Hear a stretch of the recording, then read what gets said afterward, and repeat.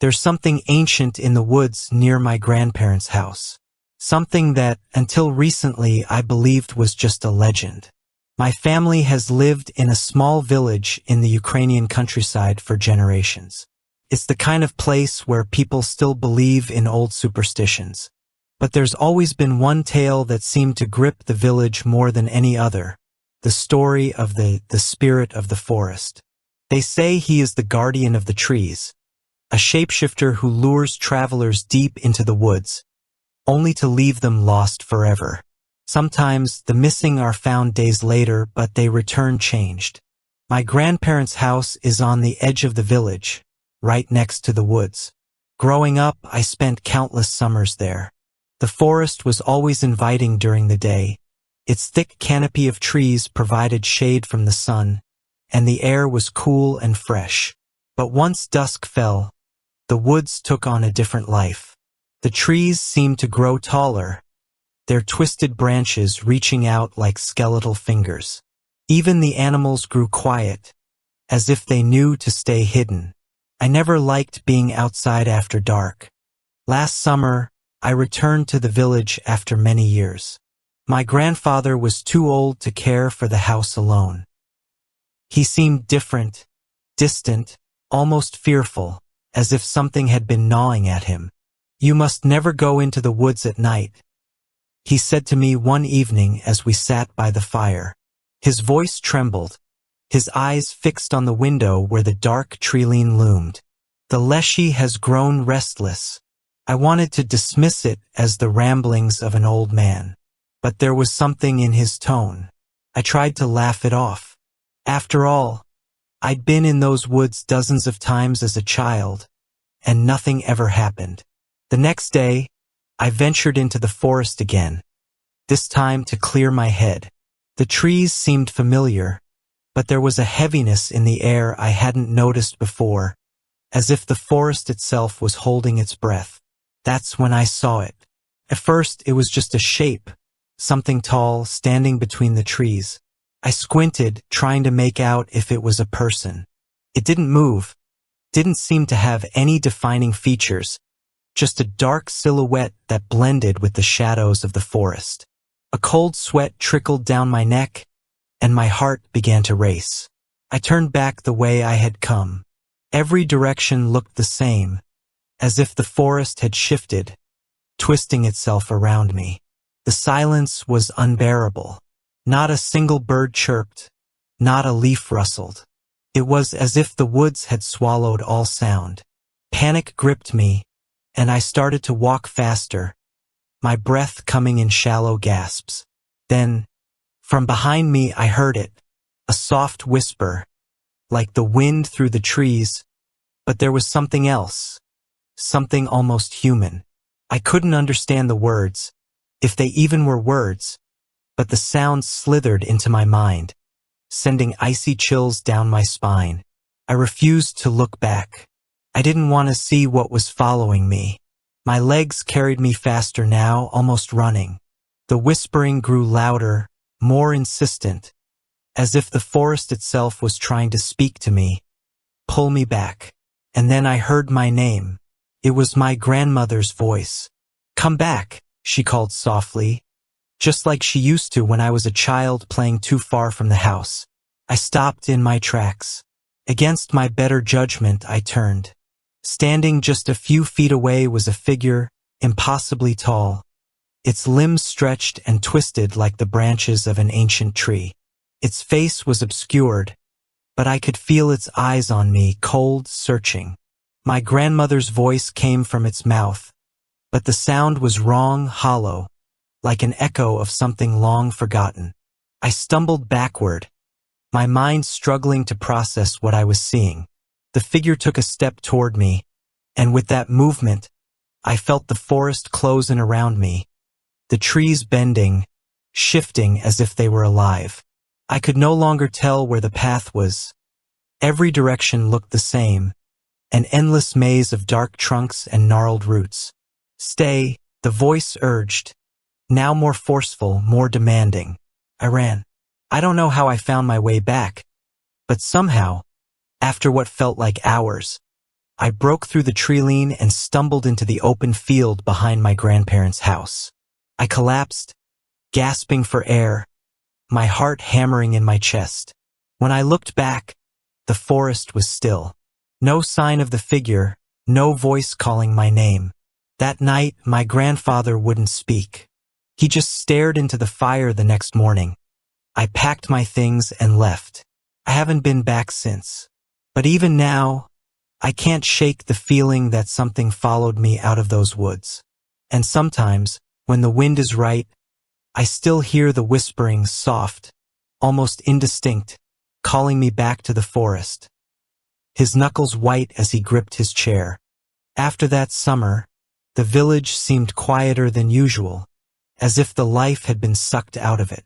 People stayed inside after dark, and no one spoke much of the forest anymore. But it lingered in the air, this unspoken tension, a collective fear that we all shared, though none of us dared to mention it. Then a boy from the village went missing. His name was Andre.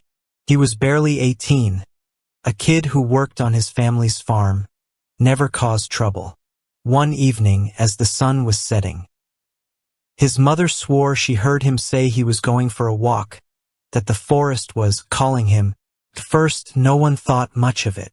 Boys his age wander. They get lost in thought, maybe spend a little too long out in the woods, but they always come back. Andre didn't. The next morning, when he hadn't returned, his family went looking. They searched the fields, the roads, but he was nowhere to be found. That's when people started to whisper. They remembered the stories, the tales of the Leshy, of people lured into the woods and never seen again. Andre's father, a proud man, refused to believe it.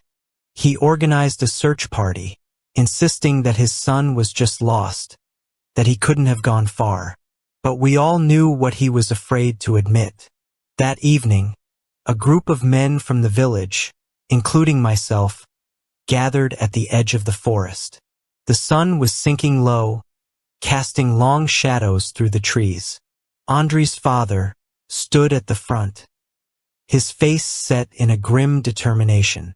His hands shook, though he tried to hide it. "We'll search the paths first," he said, his voice tight. "He's probably wandered off, lost track of time.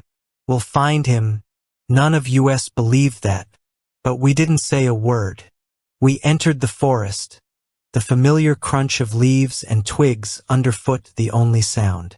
It wasn't long before that eerie silence settled in, the same unnatural quiet I had felt on my last walk through these woods. The deeper we went, the more oppressive it became. The trees loomed taller, their branches tangled together like bony arms, blocking out the last of the daylight. One of the older men muttered a prayer under his breath. He had lived in the village his whole life, and I could see the fear in his eyes. After about an hour of searching, someone called out, "Over here." We hurried toward the voice, hearts racing, hoping it was Andre. But when we reached the spot, there was no boy, just footprints, faint but unmistakably human, leading deeper into the forest, off the main path. We had no choice but to go with him. As we walked, the air seemed to thicken, each step heavier than the last. The trees felt closer now, their trunks gnarled and twisted, their branches reaching down like claws. And then, without warning, the footprints stopped. We stood there, all of us staring at the ground. The trail had vanished as if Andre had been plucked from the earth itself. "That's impossible," Petro muttered, his voice shaking. He knelt down, running his hands over the dirt, as if the footprints would reappear if he just looked hard enough. But there was nothing, just the thick, tangled roots of the trees and the dark earth beneath them. Suddenly, the wind picked up, a low, mournful sound, like the sigh of something ancient. It swept through the trees, carrying with it a strange whispering. At first, it was too soft to make out, but then it grew louder, filling the air around us. It was Andre's voice. "Help me!" The whisper came from all directions, echoing through the forest. Petro shot to his feet, his face pale. He spun around, eyes wide, searching for the source of the voice. "Andrei," he shouted, his voice cracking. "Where are you?" But the only answer was the wind, twisting and shifting through the trees, carrying that same eerie whisper. "Help me!" I felt a cold chill crawl up my spine. The other men were muttering now, some of them backing away, glancing nervously at the trees. They knew, just as I did, that this wasn't Andrei, not really. This was something else, something playing with us. "We need to go," Ivan whispered, his voice trembling. "This isn't right. This is the Leshy's doing." Petro ignored him.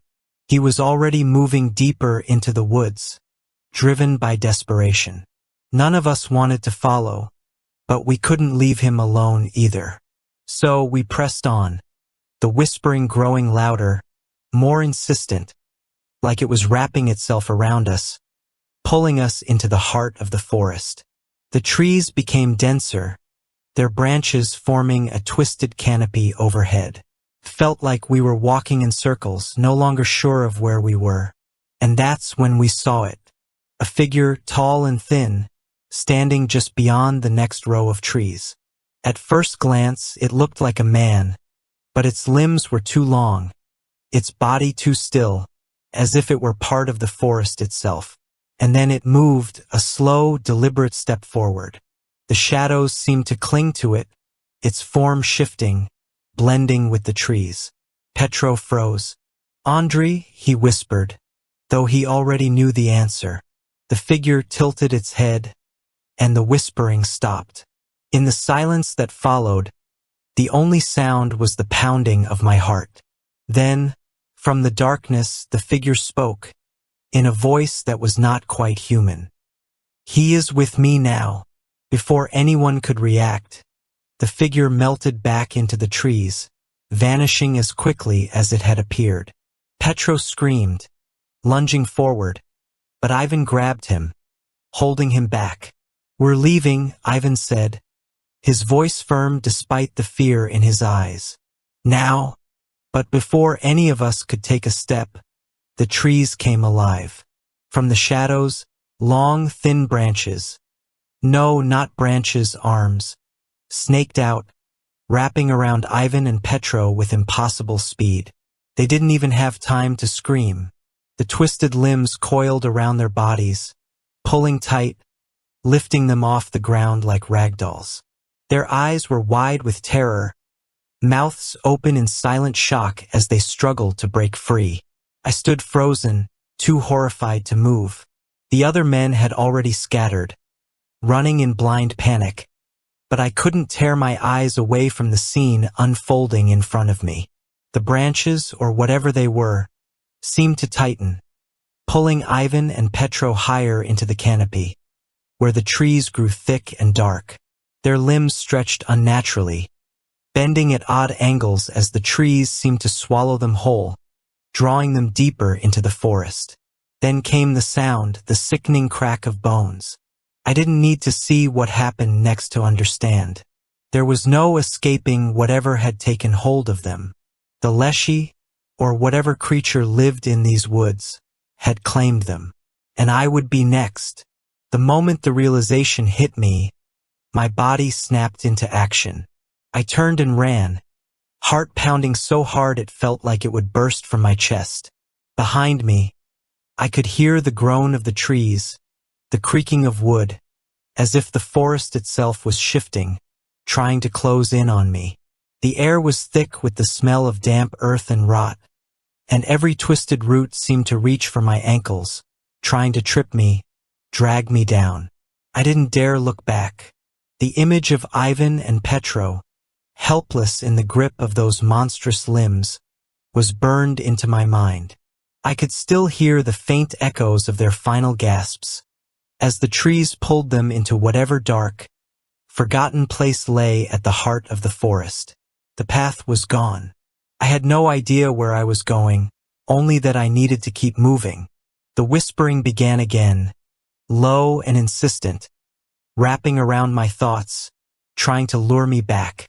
My name, soft, familiar, spoken in voices I recognized. Come back.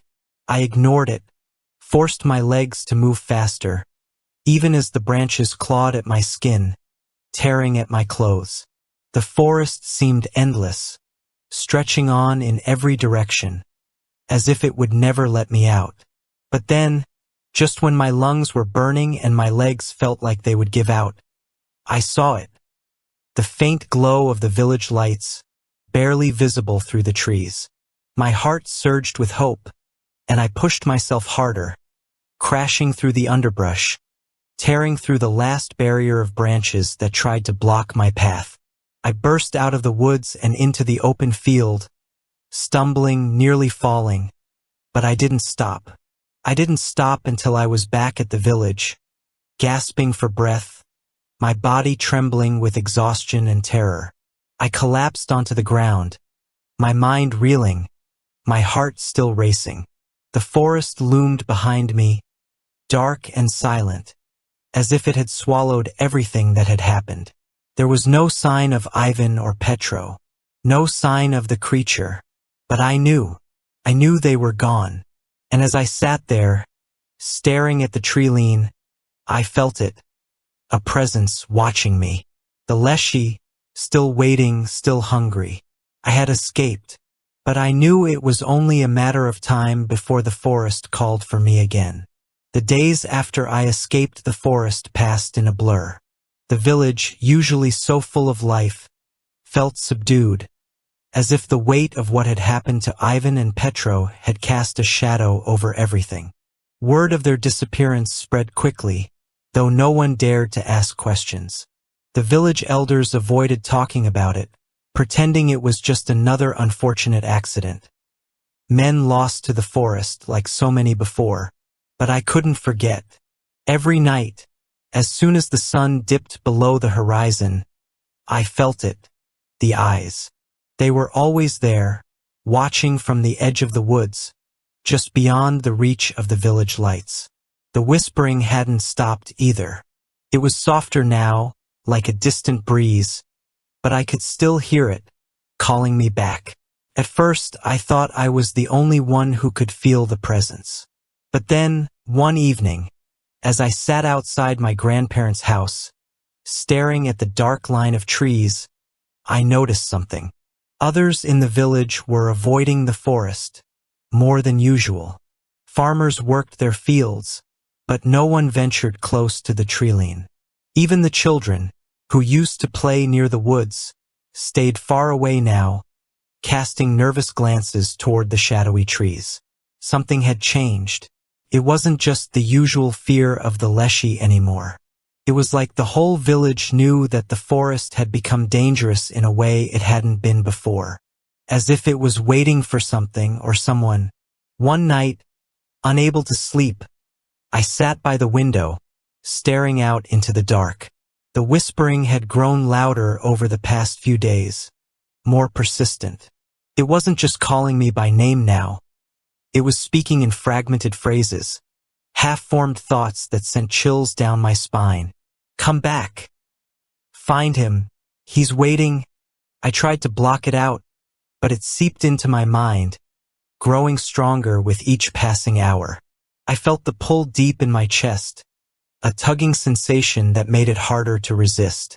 Every instinct screamed at me to stay away, but the whispers, they sounded familiar, almost comforting.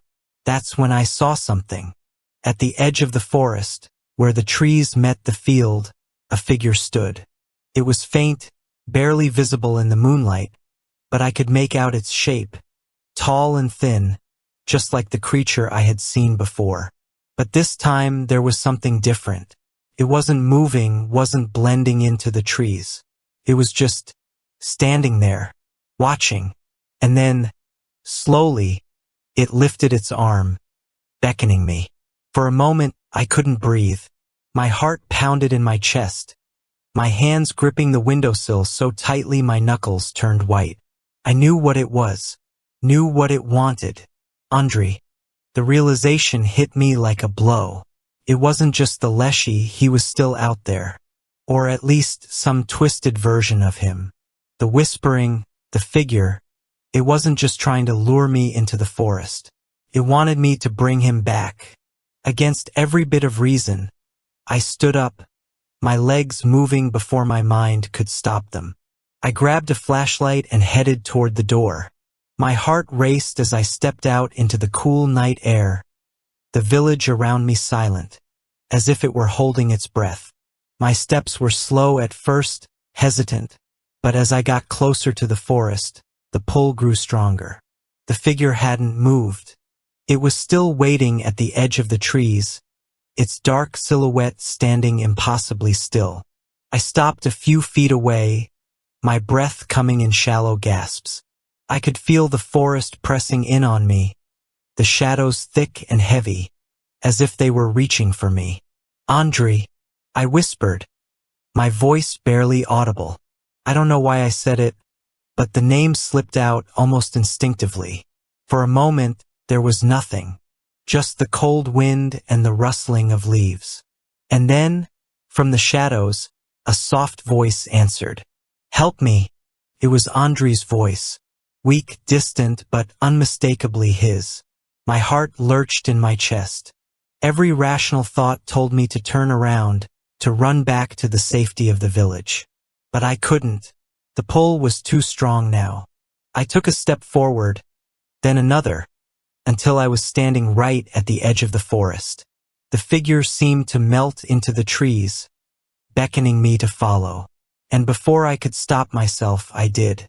The moment I stepped into the forest, the air changed. It felt thicker, almost suffocating, and the darkness was absolute, swallowing the light from my flashlight as if it were nothing more than a flicker. The trees loomed overhead, their branches twisted and knotted like veins in the earth.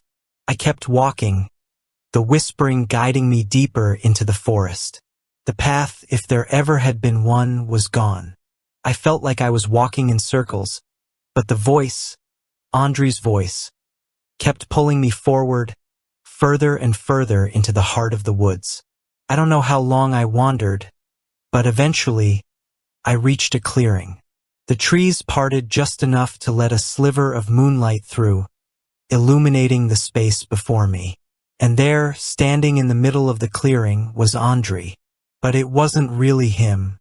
His body was twisted, unnaturally thin, his skin pale and stretched over his bones. His eyes were hollow, empty, like two black voids staring back at me. And yet, he was still Andre, or what was left of him. His mouth moved, forming words that didn't quite make it out. His arms reached for me, trembling, like he was trying to grasp onto something, onto me. The trees shifted around us, their branches curling down, surrounding us like a cage. And that's when I realized there was no escape. Andre stepped forward, his hollow eyes locked on mine, and the whispering swelled, louder now, clearer. "Stay with me, forever." The Leshy wasn't going to let me leave this time. It wanted me to. I turned, my heart racing, and ran. As soon as I turned to run, the forest came alive.